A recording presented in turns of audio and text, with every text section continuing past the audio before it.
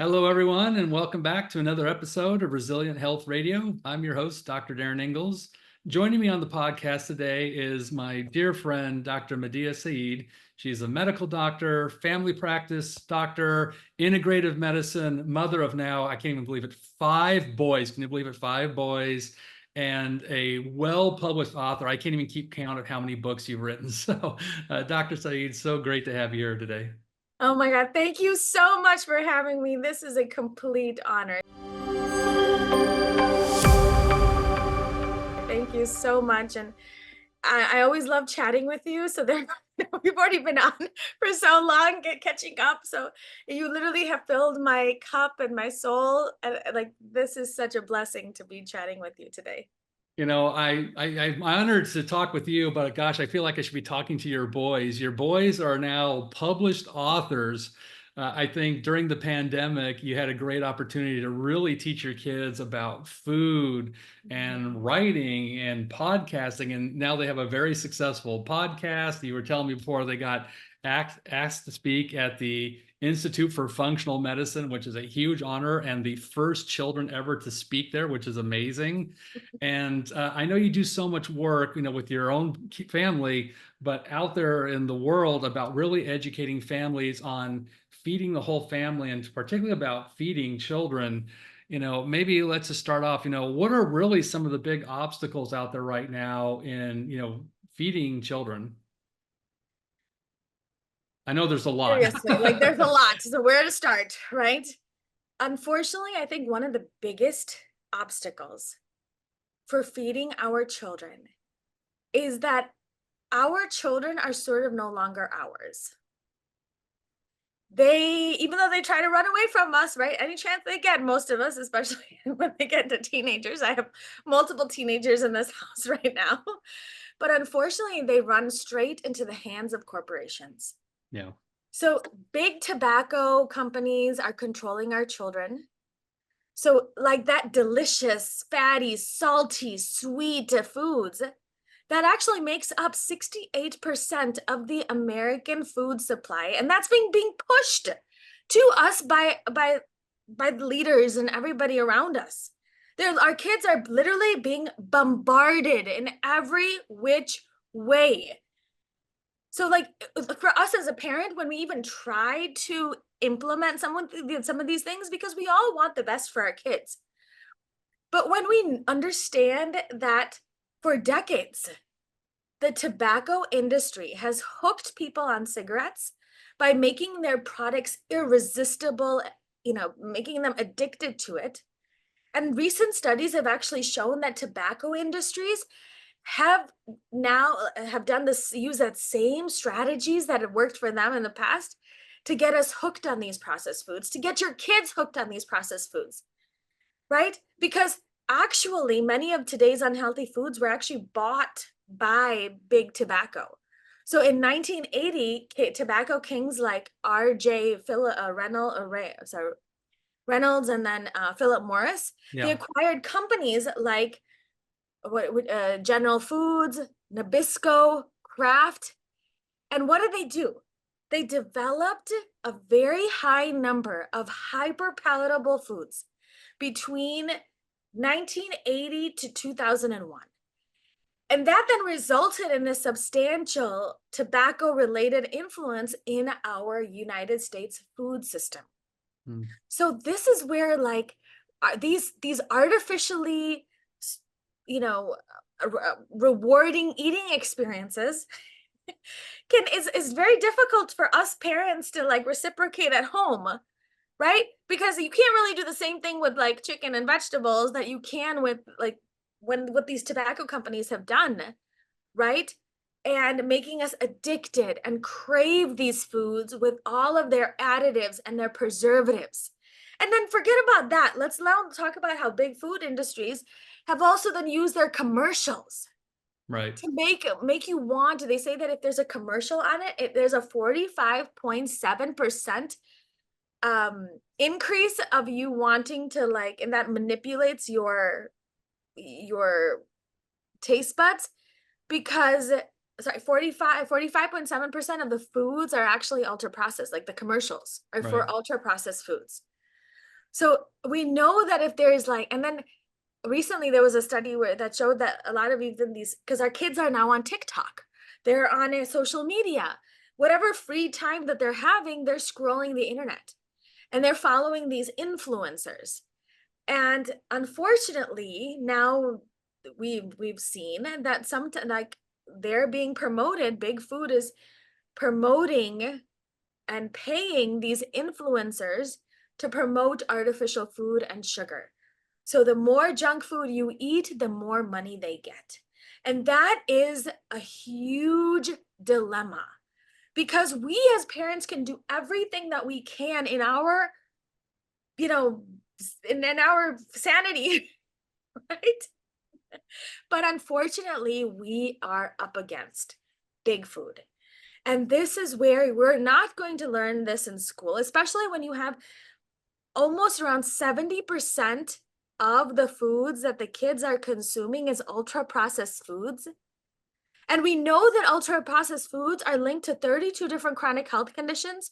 And over with mental health issues, and diabetes is on a rise, and cancer is on a rise. All of these chronic health conditions we know is linked to ultra processed foods. Then why isn't anybody talking about it? So the kids are getting their information from an outside source. And that is when I'm like, you know what? They're not going to teach us in school because guess what? I mean, and they're not going to teach us at the doctor's office because a sick child is, you know, the one of the most profitable inventions in the history of the United States, according to Callie Means. But like, it just blows my mind because again, me as a family physician, we were never taught a single class of nutrition. So you're not going to get this information from your family doctor. You're not going to get this information from the schools. You're not going to get this information from like your parents because they were never really taught it. Like, so we have to now provide resources that these kids can access at a very young age because there's a lot of money being spent to brainwashing our children another way. So we have to now empower our children with these tools that they need so they can make the right decisions every single Saturday day and with every bite they eat. You know, I'm a child of the 70s and 80s, and I remember, growing up, cereal, of course, was a mainstay in my household. It was sugar frosted flakes and sugar smacks, but it was actual sugar, cane Yeah, sugar. And somewhere, I think in the early to mid 80s, the food industry started convincing people that sugar was bad for you, caused, of course, cavities, all these other horrible things. So what did the food industry do? But not to mention that, we don't really grow much sugar. And even then, most of the sugar in the United States was grown in Hawaii. Now all those sugarcane fields are gone. So we have to import it from Asia. It's very expensive, but we can grow as much corn as we want. And so corn and all the corn syrup derivatives became the substitutes as a sweetener. And we know from the research that it's almost as addictive as cocaine. So, like you said, there's no mystery that the food industry is intentionally putting these sweeteners in food to get people hooked on it, to get people buying these things. And it's just it's just a horrible thing. And it's kind of interesting. I've spent a fair amount of time in Europe, and when you look at the guidelines in the EU about what's allowed in food, I think Americans would be shocked that most of what we use here is illegal in the European Union. They don't allow these dyes and artificial fillers and preservatives in their food supply. So even buying a pack of M&Ms in Europe, it's completely different than a pack of M&Ms here in the United States. absolutely. We're basically eating flavorful, poisonous garbage.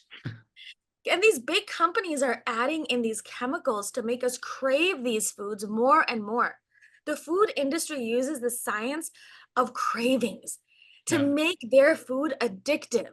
Then they study them looking for that bliss point of pleasure that then will drive people to want it more and more and more. And this is where like, and you're thinking, okay, what, but then these big corporations that are supposed to protect us, like for example the American Academy of Pediatrics, guess what, they take money from corporate companies like Med Johnson and Abbott.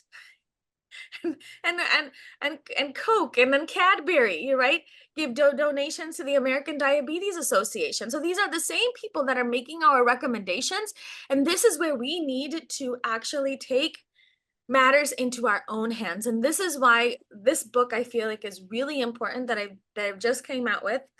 Um the Adam's Healing Adventure, Fake Food versus Real Food, because it gives some control back to the families on what the kids are actually putting in their bodies.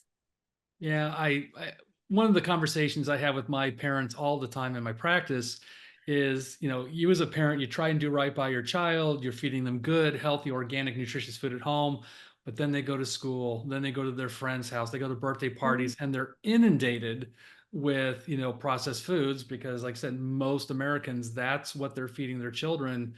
How is a parent, how do you help navigate that for your kids? Because I know how it is. I mean, you don't want your kid to be the weird kid that eats the kooky organic food, but you know in your heart that it's really what's in their better interest and certainly in their better health interest. How do you navigate that, I think, food landmine when these kids are out there around, other children eating the junk food? Educate, educate, educate. You do the best you can, right?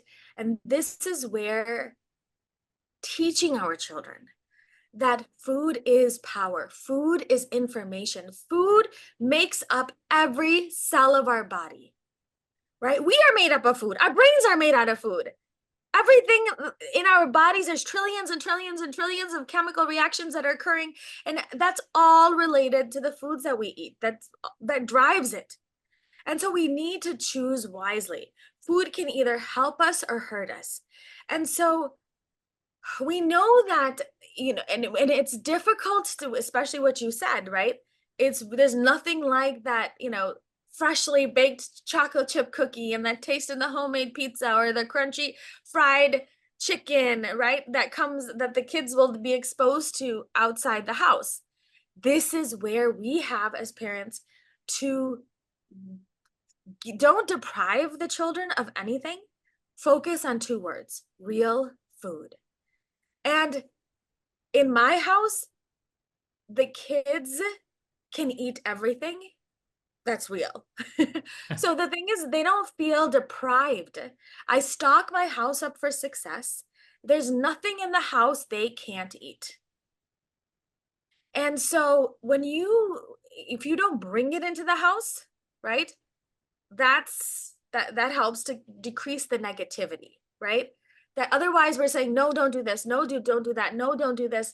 And this is something that I have found that even as functional medicine practitioners that we fall into, right? And it's like we're going to be really conscious about our ingredients and the oils that we use inside of our house.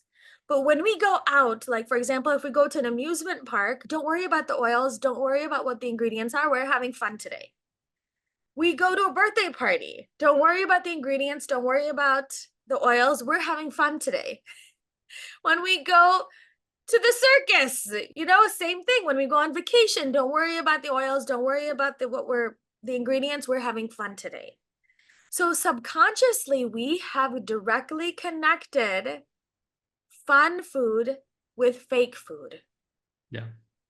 And so that is and then when you don't bring fun food inside of the house and it's all like, you have to eat this way. This is when, as soon as the kid like leaves the house, they're like, I'm not doing this because there's too much negative energy and, associated with the real food because I was pushed on this. So in my house and whenever we go out to eat, and if the kids are even at birthday parties, one, they know what real food tastes like. If they want chocolate chip cookies, I bake them chocolate chip cookies. If they want pancakes, they get pancakes. If they want ice cream, we get them ice cream. So whatever their hearts desire, we have just a healthier alternative for it. And then they'll taste that. And sometimes if they do taste the other one, they'll be like, they've done that before. And they're like, Mama, this tastes so much better. So you have to do this. You have to find those really delicious tasting real food items. And that's what we've done in the house. So then the kids don't feel like they're craving anything because they've never been deprived of anything. Does that make sense? And Yeah. so therefore, like even when and I know I love to cook.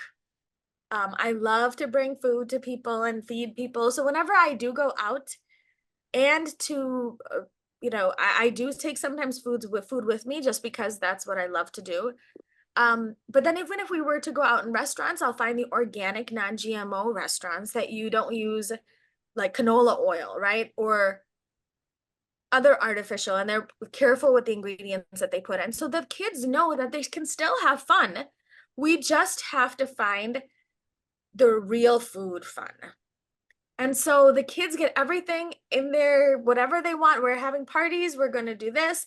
We're making brownies, we're making cookies, we're doing cakes, I do their birthday parties, and I make their like whatever cake their hearts desire.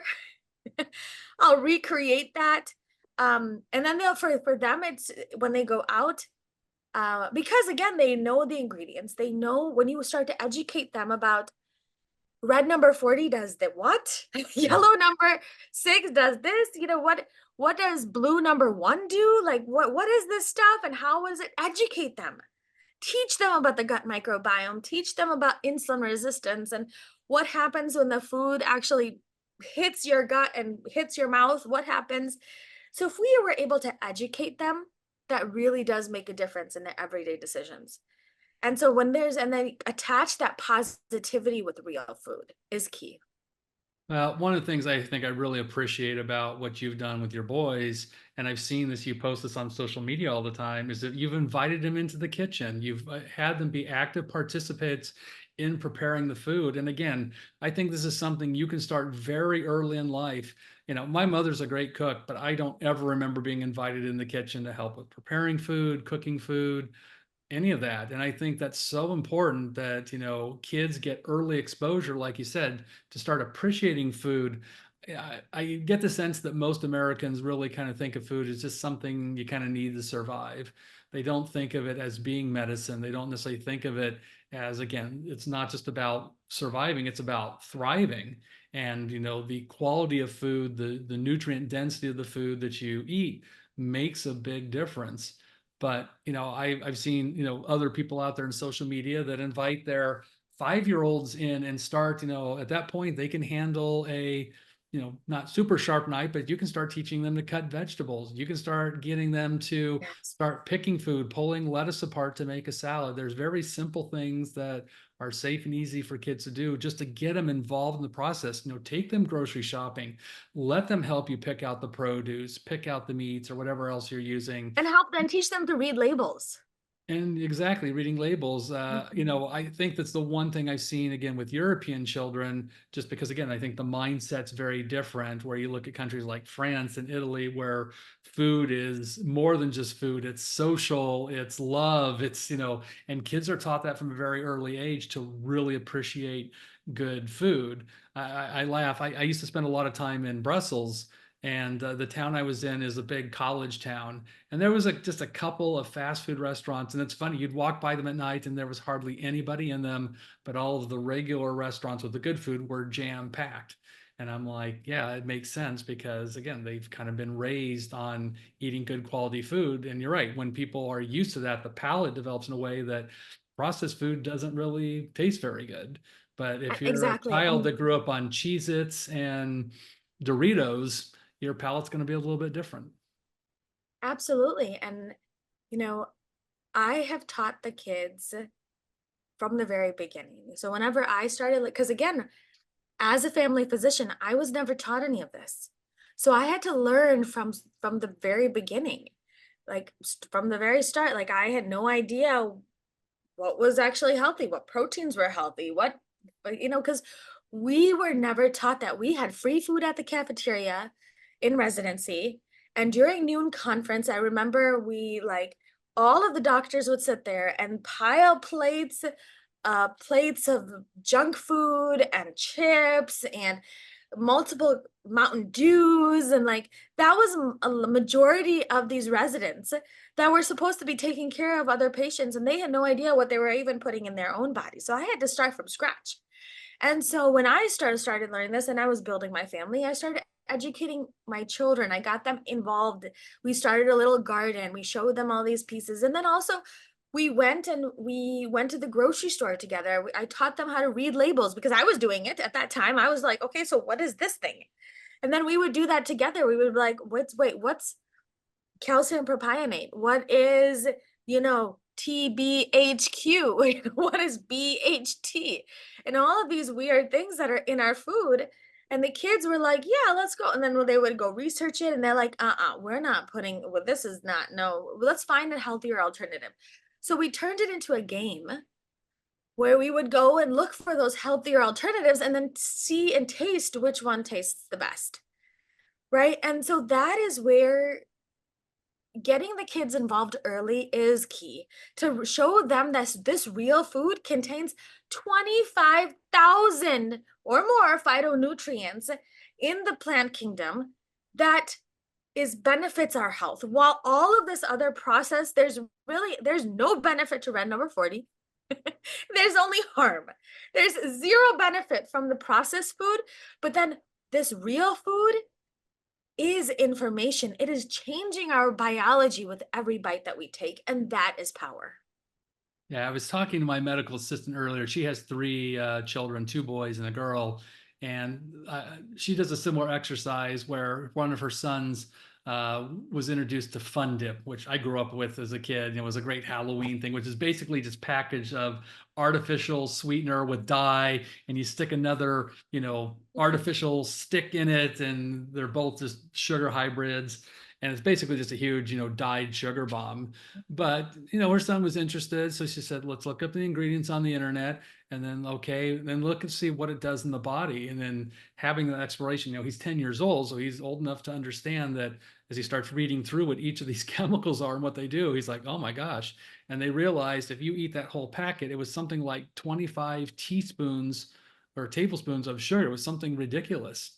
And they pulled out a tablespoon and he was able to visually see how much sugar. And he's like, well, I don't want that in my body. I'm like, right, exactly. So I think, the internet can be a very powerful ally here in helping Mhm. educate kids, particularly when they get of age, to really kind of understand and look up the health effects.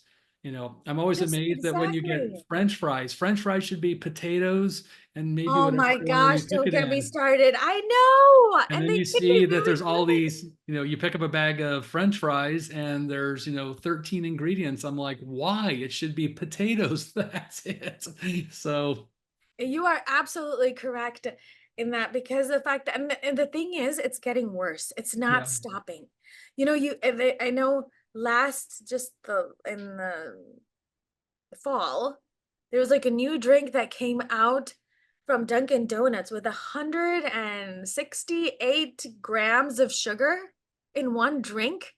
It's Wow. just getting worse because they know that people are craving it. People don't really Yeah. care. This is where we have to start to change this dynamic and educate our children about this is actually going, this is how much sugar you're actually putting in your body and how that influences you. These are the additives, these are the preservatives. And our kids are smart. They don't want to like hurt their bodies. They want to do what's best for them. This is the only house that we can ever live in. So we got to either take care of it or we destroy it. And so if we can empower our children with those alternatives and then empower them with the education, that can go a long way. Well, and I think to a certain degree, it's really starts with you, the parent. They're going to model your eating habits as well. Mhm. And of course, it's very hard to tell a child not to eat candy if they see you slamming down Diet Coke and Mountain Dew. You Oh, know, absolutely. You have to start role modeling this behavior. So the key pieces are role modeling these behavior, help your child be mindful, optimize their decision making capabilities, and focus on gratitude, right? And educating empower. We said that. So I talk about 5 main steps that will help to raise healthy eaters. And this is actually what we spoke at ISM about. And about like that in of itself, just by teaching one gratitude, but look at all the foods that we can eat. Help the child be mindful of what they are eating and how it makes them feel. right? I think we're living in a day and age where we're no longer mindful. Yeah. And so we talked about the educating and empowering, and then role modeling. We talked about that. But again, another key piece of that is also decision making. So unfortunately, there's two main pieces of decision making, our prefrontal cortex and our amygdala, and you need both of them to make a rational, logical decision. But unfortunately, all the bad food, the negative environment, all of that is actually disconnecting the prefrontal cortex from the amygdala and leading to an imbalanced brain that then leads to imbalanced decisions. And so our kids then, when you have more limbic system driven decisions because of our imbalanced environment, that then causes us versus you mentality, unable to control your anger, unable to control your emotions, and brain inflammation overall. So yes, we have to role model these behaviors, not just for our own decision making skills and taking care of ourselves, but then the kids are not going to do any of the things that we talked about if we're not taking these key factors and being mindful and role modeling this and educating and empowering ourselves and then optimizing our decision making capabilities. They're not going to listen to us if we're not doing it ourselves. So it does definitely start with role modeling it, but holistically wise, keeping your body, making sure that your body is well balanced so then you can then take care of your children and being able to teach them. But again, make it a family affair, right? And so when you make it a family affair, you're more likely to stick with it, especially otherwise, if you're like cooking for 10 different people. I mean, I have 9 people in my house. If I was cooking 9 different meals for 9 different people, I was like, I can't do that. It doesn't make it doable. So bring stuff into the house that you yourself would eat, that you want your children to eat, to help you, and then be mindful and educate and empower yourself, and then optimize your own decision making and your brain functions. And then truly focus on the foods we can eat, because I think this is where a lot of times we as parents also get stuck in the rut. We're like, oh, my kid, I grew up on this type of food. There's like an Right. actual emotional connection that we develop with the food. That's another tactic, right? But we develop this emotional connection that we focus on, oh my gosh, it's okay, they can have it once in a while. Oh, what else are they going to eat? Poor babies, the universe, God has created like 200,000 different plants and animal species for us to consume. I think there's a lot of food out there that we don't need to go to ultra processed food. So I think we have to put our own biases aside and really look at the data and put our own emotions aside, look at the data and figure out what is best for you and your family. But it does start with you. I could not agree more. Well, I know that you've got I think your kids, I should say, have a new book coming out. Can you share a little bit about it? Because I think this is a follow-up to their first book, right? So they have done, actually, the kids and I have started a series called Adam's Healing Adventure, The Power. This is like the first one. Right. So Adam's Healing Adventure, From Sickness to Health. Then the kids wrote The Power Rainbow Food. Then they wrote The Gratitude is a Superpower. And then the fourth one in there that now my 13-year-old took up illustrating is Fake Food versus Real Food. Food Label Detectives. So this is the one that is coming out, and it dives into really, like, Adam wants the blue chips that everybody's eating. But then his friends are like, have you figured out what's in those chips? And they start reading labels and they're like, oh, we don't know what all these things in our favorite foods are. So let's go home and let's check it out. Let's become food label detectives and find out exactly what is in the foods that we eat. And then they find out, they're astonished, a little sad that they couldn't find, what else are they going to eat, until one of the friends is like, look at all of these different things that we can eat, and how, you know, that, the holistic prescription is all important. But then guess what? There's so many things we can eat, including the rainbow of colors. And then that'll give you the energy that you need. And then at the end, what I've done is like, it's just providing kids with like a fake food versus real food alternative. Like, don't have this, have this instead. So then we've done the research. So it provides them with, like a resource, like, oh my God, my favorite foods are these. But okay, but guess what? We are blessed to live in a country that you can find most of these foods in a healthier options, right? If you want Skittles, there are healthier organic version of it, right? If you want whatever your heart's desire, there is a natural real food option. And it is possible.